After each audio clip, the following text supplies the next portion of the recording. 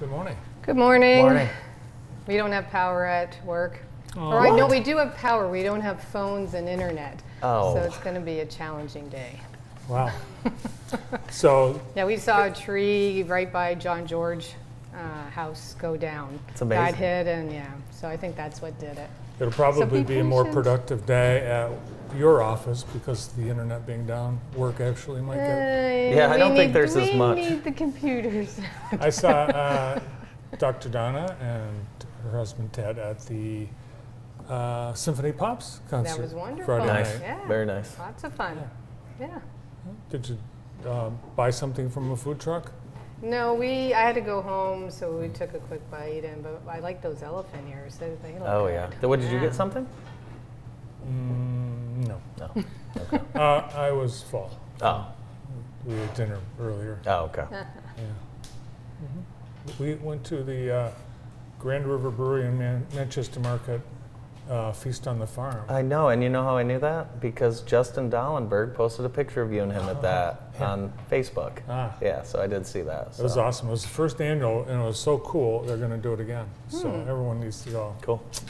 So you had a slide up from the Center for Family Health. I Yes. hope when people go there that they get their kids up to date on their immunizations, because believe it or not, we're going to talk about polio today, a disease that is often forgotten but not gone. So there's that case out in New York that kind of triggered it, and it seems to have the same type of strain that was in Israel that paralyzed a 3-year-old child. Many more were infected, but only one paralyzed. So totally preventable. You know, it's a vaccine preventable disease, so very disappointing that this has happened in the United States, because the WHO said we were polio free Right. back in the early 1994, I believe. So very disappointing that this has happened. And no cure for polio. No cure, and it's permanent. So Right. you kind of got to ask ourselves, why is this happening? You know, and for a lot of doctors, I mean, I've never seen a case of polio, and I don't want to see a case. I've seen a lot of people who've had the post-polio syndrome, where they had polio as a child, and later on they get very weak from it, and it kind of reactivates, or the muscles that have taken over are getting weak. But for people who haven't seen it, most cases actually of polio have no symptoms whatsoever, but they serve as the source for other people. So it gets spread the good old fecal oral route, and that's why it's high in the summertime. That's why they had to close pools. I think the high point was 1952, and 21,000 typically children were paralyzed as a result of polio. That's amazing. So How for does those it- people that get it, it's usually a biphasic illness. It's you know, it's a disease initially that looks like the flu, fever, headache, you know, aches, and then the paralysis starts, and it's rapid, usually within 2 to 3 days. It's asymmetric. Usually affects the proximal muscles, like your top of your arms, more than the distal. The sensation's okay, but I hope I never see it, but doctors have to kind of get, you know, back up to steam what it looks like. And again, you're right, no cure, no treatment, permanent. How do you get it? So fecal oral route. So like in the old days, they would close swimming pools. You know, you kind of get it. It does not. Caddyshack, Baby Ruth. It does not spread like COVID. You know, so it's you know, it's fecal. It's an enterovirus. It's kind of spread the same way as like Coxsackie, hand, foot, and mouth disease. You know, does. So. I've never heard of that first one you just said. What, Coxsackie? Yeah, what's That's that? the name of the virus that causes hand, foot, and mouth Ah, disease. okay. So Okay. It's the- a lot easier to say hand, foot, and mouth. Yes, that's probably Yeah, but why. I don't like hand, foot, and mouth disease. It's I don't like saying that So either. that- That's kind of Like, our kid disgusting. can't come to school today because he has hand, foot, and mouth disease. And then when the kid goes back to school, You assume they still have hand, foot, and mouth. yeah. Because that's just what we do. Right. We've been talking about the kids' vaccination rates, right, and maybe COVID slowing some of that, people not getting in, and you know, you have to be up on your vaccinations or have a medical waiver before you can get into school, and we're not as solid across the state as we probably should be. When Yeah, it that's comes what to happened in Rockford. Their vaccination rate is really low, less than 70%. So before COVID, overall in the U.S., our vaccination rate was around 93%. This may not be the most up-to-date. It's from June, and half of our counties are less than 70%. Wow. So you want to be in the blue zone. I can't figure out if Jackson in that map is blue or orange. We're green. Or, Yeah, okay, we're that's green. Good. Yeah, That's we're good. green for sure. So unfortunately, the city of Detroit is less than 50%.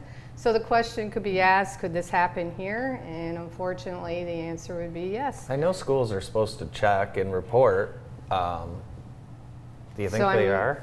Oh, they have Yeah. to. So that information's from the MICR, the Michigan Community Immunization Record. So how you get it, again, it looks for those unvaccinated people. So if you've been vaccinated, you're fine. Don't worry. So if you're unvaccinated, that's when you have to worry. And how you typically get it, the fella in New York, he was in his 20s. Unfortunately, he was at a big social event 8 days before he got the paralysis. It actually comes from the oral polio vaccine. We do not use that vaccine in the United States. We got rid of it in the year of 2000. I used it. So early on, but as the year of 2000, it got removed from the United States. It's still being used in developed countries because it's easy. So it doesn't need refrigeration. You don't need to give it by injection. Yeah, Ted remembers getting it on a little sugar cube. See, I thought I was the only one. No, no. So it was used, but not anymore. And the vaccine that we use is the injectable one, and it's inactivated. The oral one is based on a live virus that has been changed. It's attenuated, they say. And rarely, the virus can revert and kind of become live again. So it's not very common, but that's how we're getting these cases of polio.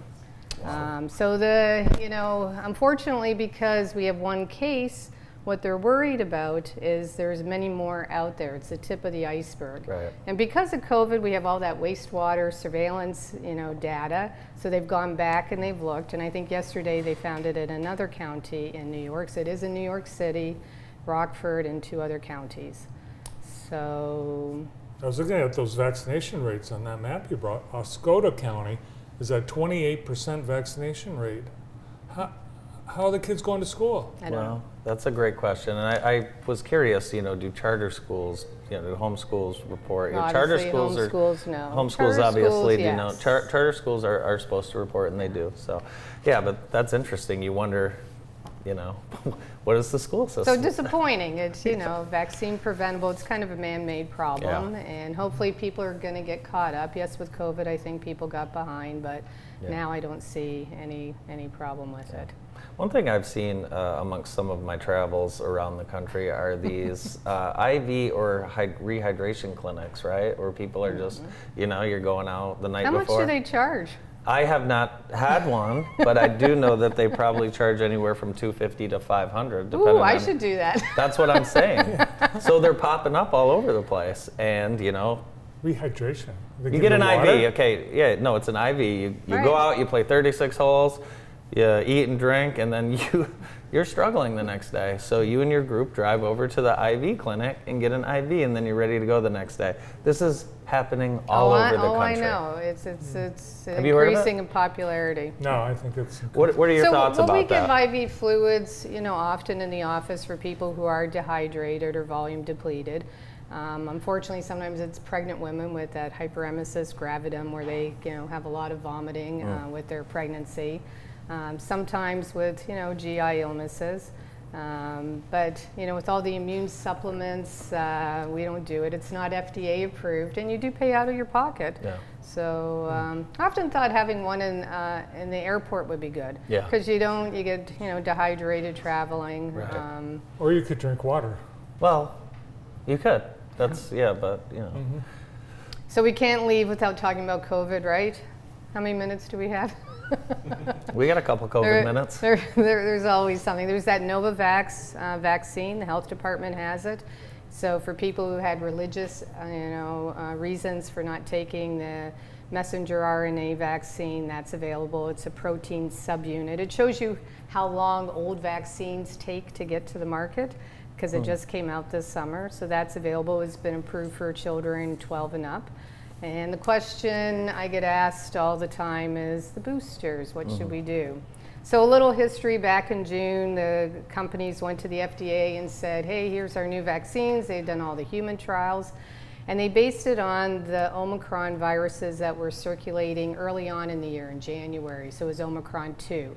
And the FDA says, we got Omicron 5 and 4 and 5 now. That's not going to really help us. Go back, and we want you to make new vaccines.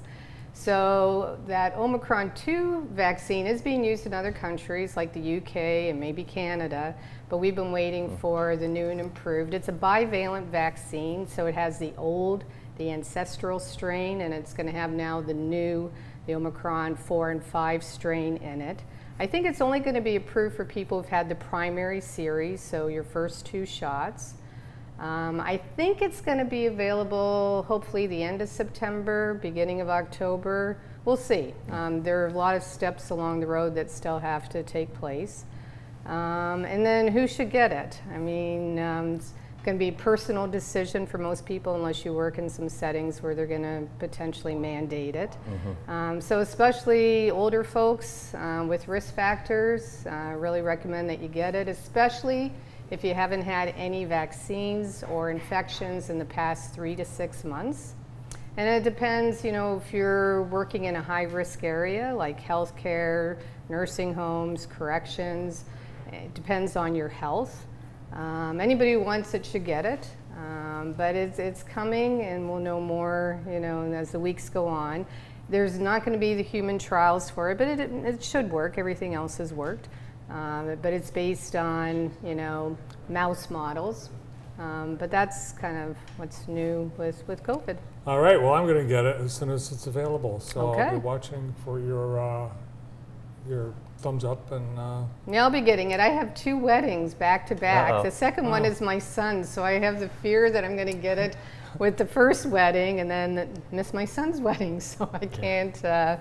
I can't. Well, and I can't get sick because I can't go golfing like you because No. I'm always Yeah, working. You're always working. That's why I almost called you Sunday to see if I could get an IV, but I'll get through it.